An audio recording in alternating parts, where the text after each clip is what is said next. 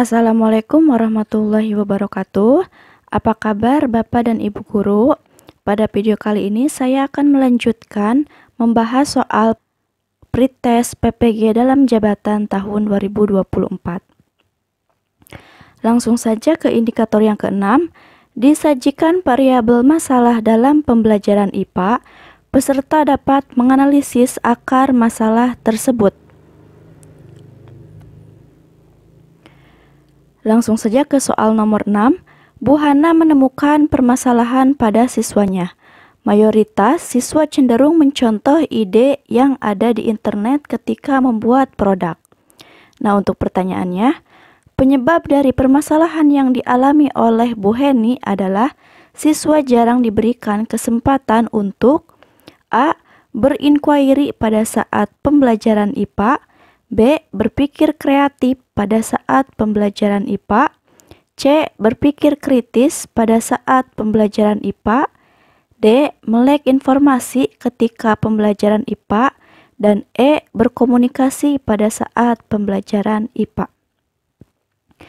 Nah, di sini saya akan membahas satu persatu dulu. Yang pertama ada inquiry, adalah suatu pendekatan pembelajaran yang melibatkan proses eksplorasi alam atau dunia material dan mengarah pada mengajukan pertanyaan, membuat penemuan, dan menguji penemuan tersebut dalam mencari pemahaman baru. Kemudian ada berpikir kreatif, adalah suatu pemikiran yang berusaha menciptakan gagasan yang baru. Berpikir kreatif merupakan serangkaian proses, termasuk memahami masalah, membuat tebakan dan hipotesis tentang masalah, mencari jawaban, mengusulkan bukti, dan akhirnya melaporkan hasilnya. Kemudian ada berpikir kritis, merupakan proses di mana pengetahuan dan keterampilan dikerahkan untuk memecahkan permasalahan yang muncul. Mengambil keputusan, menganalisis semua asumsi yang muncul, dan melakukan investigasi atau penelitian berdasarkan data dari informasi yang telah didapat, sehingga menghasilkan informasi atau kesimpulan. Kemudian ada literasi. Di sini literasi juga diibaratkan dengan kemelekan informasi, adalah kemampuan untuk menemukan dan menggunakan informasi dalam kehidupan. Kemudian ada komunikasi pembelajaran, adalah suatu proses penyampaian suatu konsep atau ide dari seseorang kepada orang lain untuk mencapai pesan secara efektif dan efisien dalam pembelajaran. Nah, di sini kan permasalahannya siswa itu cenderung mencontoh ide ya. Jadi jawaban yang tepat kira-kira apa nih Bapak dan Ibu guru? Ya, jawabannya itu seharusnya Bu Heni itu mengajarkan untuk berpikir kreatif pada saat pembelajaran IPA. Jawabannya itu yang B. Lanjut ke indikator nomor 7. Disajikan data hasil observasi dalam PTK dalam pembelajaran IPA. Peserta dapat melakukan analisis atau refleksi berdasarkan hasil tersebut. Untuk pertanyaannya, suatu penelitian tindakan kelas berbasis hands-on activities menerapkan ketuntasan kognitif klasikal sebesar 85%. Dalam pelaksanaan penelitian berjalan selama 3 siklus dengan data perolehan kognitif setiap siklus sebagai berikut. Nah, di sini disajikan juga tabel hasil belajar kognitifnya. Di sini ada yang pertama itu ada aspek penilaian. Ini ada nilai tertinggi, nilai terendah, nilai rata-rata, dan ketuntasan klasikal. Nah, untuk siklus yang pertama itu nilai tertingginya 80, kemudian nilai terendahnya 33,33, diperoleh rata-ratanya sebesar 66,47 dan ketuntasan klasikalnya hanya 67,47. Nah, untuk siklus keduanya Di sini untuk nilai tertinggi memperoleh 93,33, kemudian nilai terendahnya 53,33 dan nilai rata-ratanya 70,20, sedangkan ketuntasannya diperoleh 76,47. Kemudian lanjut ke siklus ketiga. Ini nilai tertinggi yaitu memperoleh 100, kemudian terendahnya yaitu 60, nilai rata-ratanya 75,88 dan ketuntasan klasikalnya itu 88,24. Nah, untuk pertanyaannya, hasil analisis yang tepat untuk data hasil penelitian tersebut adalah A. Keterampilan berpikir kritis telah mencapai pada siklus yang kedua. Kemudian yang B, siswa telah terbiasa melakukan pembelajaran hands-on activities sejak siklus pertama PTK. Kemudian yang C, ketuntasan klasikal belum tercapai pada siklus kedua sehingga perlu dilakukan perbaikan hingga siklus ketiga. Kemudian yang D, ketuntasan klasikal hasil kognitif telah tercapai pada siklus 2 PTK. Dan yang E, perbaikan pembelajaran akan dilanjutkan ke siklus 4 karena nilai rata belum tuntas. Nah, Bapak dan Ibu guru, di sini apa itu ketuntasan klasikal? Jika dalam kelas tersebut terdapat 75% siswa yang telah tuntas belajarnya dari nilai KKM yang telah ditetapkan di sekolah, yaitu biasanya 70 untuk nilai KKM-nya. Sedangkan di soal ini ketuntasan kognitif klasikalnya itu sebesar 85%. Nah, kira-kira ini Bapak dan Ibu guru, kira-kira jawabannya yang mana ya untuk hasil analisisnya yang tepat? Ya, yaitu jawabannya yang C. Ketuntasan klasikal belum tercapai pada siklus kedua, sehingga perlu dilakukan perbaikan hingga siklus ketiga. Selanjutnya indikator ke-8, disajikan deskripsi hasil asesmen terhadap hasil asesmen sumatif suatu kompetensi, sikap, atau pengetahuan, atau keterampilan. Peserta dapat menentukan tindak lanjut hasil evaluasi yang tepat. Langsung saja kita ke soalnya. Pak Fani melakukan penilaian sikap terhadap siswanya yang bernama Fulan seperti berikut ini.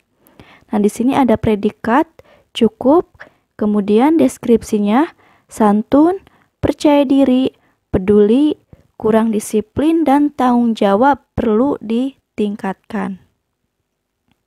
Untuk pertanyaannya, alternatif tindakan yang sesuai dengan hasil penilaian tersebut adalah A. Menegur secara verbal setiap Fulan tidak disiplin. B. Menasehati Fulan agar lebih disiplin ketika belajar. C. Meminta temannya untuk menegur Fulan jika tidak disiplin. D. Memberikan peringatan kepada Fulan ketika tidak disiplin. Dan E. Meminta Fulan untuk selalu datang lebih awal ketika praktikum. Nah, Bapak dan Ibu guru, kira-kira jawabannya yang mana ya yang tepat? Ya, jawabannya yaitu yang E. Meminta Fulan untuk selalu datang lebih awal ketika praktikum. Kemudian indikator ke-9, disajikan data atau narasi tentang pemanfaatan bahan dalam kehidupan. Peserta dapat menganalisis hubungan antara pemanfaatan bahan dan sifat bahan. Untuk soalnya, perhatikan tabel jenis bahan dan harga untuk sifat fisis tertentu pada bahan itu. Di sini ada bahannya A, B, C, D. Kemudian ada modulus Young. Yang A itu 50, B 70, C 4, dan D-nya 60. Kemudian ada konduktivitas termal untuk yang A1, yang B 200, kemudian yang C 0,1, dan yang D itu 100. Kemudian ada hambat jenis, kemudian juga yang terakhir ada titik leleh. Di sini untuk pertanyaannya, Pak Mon mendesain alat yang terdiri dari kombinasi 3 benda seperti gambar berikut. Nah, di sini ada 3 benda ya. Yang pertama itu ada kaku isolator termal tahan suhu tinggi. Kemudian yang kedua itu ada elastis isolator listrik tahan suhu tinggi. Kemudian yang ketiga itu ada kaku konduktor listrik dan mudah melebur. Nah, pertanyaannya, urutan bahan yang tepat dari kiri ke kanan yaitu, kita bahas dulu satu persatu. Yang pertama itu modulus Young, menunjukkan ukuran kekakuan suatu benda. Semakin besar modulus Young maka semakin tidak elastis. Berarti semakin besar modulus Young maka bahannya itu bersifat kaku. Kemudian ada konduktivitas termal, menunjukkan kemampuan benda menghantarkan panas. Semakin besar semakin mudah menghantarkan panas. Di sini ketika konduktivitas termalnya besar maka benda tersebut semakin mudah untuk menghantarkan panas. Kemudian ada hambat jenis, menunjukkan kemampuan untuk menghambat arus listrik. Semakin besar hambatan jenisnya, maka akan semakin sukar menghantarkan arus listrik. Nah, di sini kira-kira Bapak dan Ibu guru jawabannya yang mana ya? Iya, di sini jawabannya itu yang B. Yaitu A, C, dan B. Bisa diperhatikan dan dianalisis kembali ya Bapak dan Ibu guru. Kemudian lanjut ke indikator nomor 10. Diberikan suatu contoh rubrik otentik untuk mengukur kompetensi keterampilan. Peserta dapat merumuskan tugas otentik yang sesuai. Di sini untuk soalnya perhatikan rubrik berikut. Rubrik penilaian membuat miniatur model jembatan. Di sini ada 3 tahapan ya. Yang pertama itu ada tahap persiapan, kemudian ada tahap pelaksanaan dan tahap penutup. Di situ ada skor dan bobot nilainya. Untuk tahap persiapan itu siswa diminta untuk menuliskan tujuan penggunaan model jembatan, kemudian menggambar model jembatan, kemudian menuliskan bagian-bagian jembatan, memilih bahan-bahan untuk bagian-bagian model jembatan, menetapkan lebur dan panjang bentang model jembatan, kemudian menetapkan kekuatan gaya beban jembatan, dan yang terakhir itu ada memilih bahan untuk tiang penyangganya. Dan untuk tahap pelaksanaan di sini siswa diharapkan dapat menguji bahan untuk tiang penyangga, kemudian menguji bahan untuk rangka jembatan, kemudian menguji bahan untuk lantai jembatan, dan yang terakhir ada menyusun tiang jembatan. Kemudian untuk tahap penutup siswa diharapkan dapat menguji coba kekuatan jembatan, kemudian mendemonstrasikan penggunaan jembatan, dan yang terakhir itu mencatat saran atau hal-hal yang diperlukan dalam perbaikan. Nah, untuk pertanyaannya, pernyataan yang benar untuk tugas otentik yang sesuai dengan rubrik di atas adalah A. Ujilah model jembatan yang disediakan menurut konsep gaya. Kemudian yang B. Buatlah proyek miniatur jembatan dengan memanfaatkan konsep gaya. Kemudian yang C, lakukan observasi pada jembatan di sekitar dan analisis sesuai konsep gaya. Kemudian yang D, buatlah produk miniatur jembatan yang pernah kalian lihat di sekitar. Dan yang E, lakukan percobaan kekuatan model jembatan di laboratorium dan tulis hasilnya. Nah, kira-kira Bapak dan Ibu guru jawabannya yang mana ya? Ya, jawabannya itu yang B. Buatlah proyek miniatur jembatan dengan memanfaatkan konsep gaya. Nah, cukup sekian pembahasan soal pretest PPG dalam jabatan tahun 2024 pada video kali ini. Bapak dan Ibu guru bisa mengoreksi kembali jawabannya apabila dirasa masih belum tepat. Dan tulis di kolom komentar ya Bapak dan Ibu guru. Untuk video kali ini saya cukupkan, semoga bermanfaat. Wassalamualaikum warahmatullahi wabarakatuh.